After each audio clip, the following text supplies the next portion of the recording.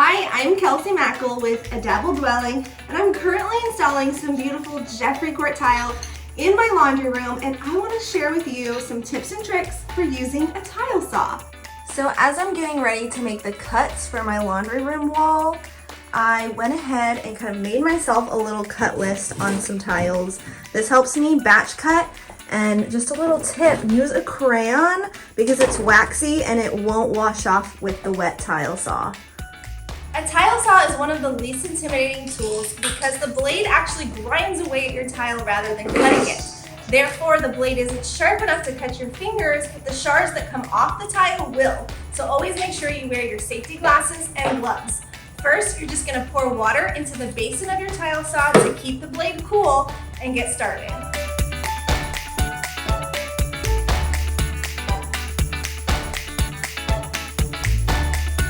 Very slowly guide your tile into the blade, letting the blade do most of the work.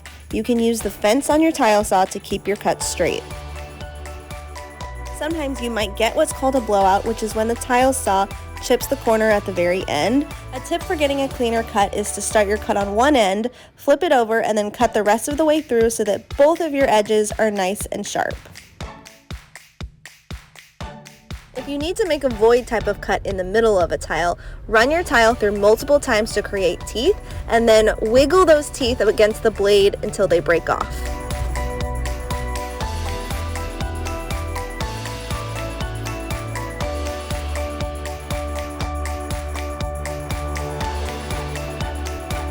I hope this was helpful in getting you started with using a tile saw. If you want to learn more about tiling, go to hd.jeffreycourt.com.